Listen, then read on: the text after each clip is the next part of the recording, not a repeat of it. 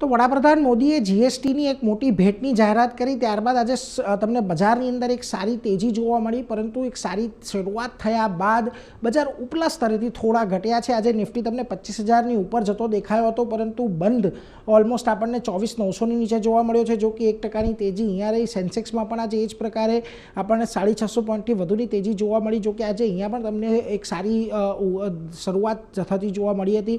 Nifty બેંકમાં પણ 56,000ની ઉપરના લેવલ આજે તમને દેખાયા હતા, પરંતુ દિવસના અંતે લગભગ 400 પોઈન્ટ વધીને 55,734 પર બંધ થયો છે। મિડ કેપ અને સ્મોલ કેપની અંદર પણ એ જ પરિસ્થિતિ રહી। શરૂઆત સારી થઈ હતી, પરંતુ ત્યાંથી થોડુંક દબાણ આવ્યું, પરંતુ દિવસના અંતે બંનેમાં 1-1.25%નો વધારો આપણને દેખાયો।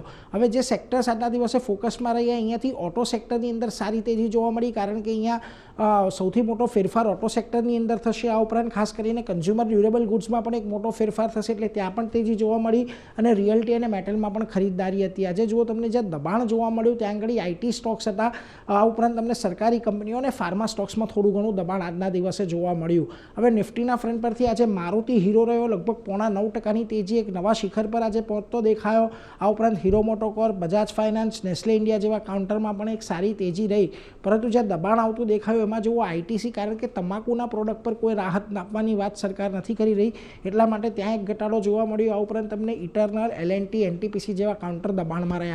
મિડકેપના ફ્રન્ટ પરથી અશોક લેલેન્ડમાં સૌથી વધારે તેજી હતી, લગભગ 8% જેટલો સ્ટોક વધ્યો। આ ઉપરાંત એસ્કોર્ટમાં પણ એક સારી તેજી રહી। અપોલો ટાયર્સ, વોલ્ટાસ, અહીંયા પણ એક સારી ખરીદદારી જોવા મળી, પરંતુ જે દબાણ હતું આજના દિવસે એમાં જુઓ ખાસ કરીને ગ્લેનમાર્ક ફાર્મા પરિણામ બાદ એક નબળો સ્ટોક રહેતો જોવા મળ્યો। આ ઉપરાંત સુઝલોન, કલ્યાણ અને બીએચએલ જેવા કાઉન્ટરની અંદર એક દબાણ રહેતું જોવા મળ્યું। ઓવરઓલ આજે આપણે એક સારી ગેપઅપ ઓપનિંગ તો દર્શાવ્યું છે, પરંતુ 25,000ના લેવલેથી ફરી પાછું દબાણ રહેતું જોવા મળ્યું છે, એટલે ખાસ કરીને હવે અહીંયાથી 24,800થી 25,000 આ એક રેન્જ આપણને કદાચ રહેતી જોવા મળી શકે છે, એટલે એના પર એક ખાસ ફોકસ આવનારા સમયમાં રાખવાનું છે।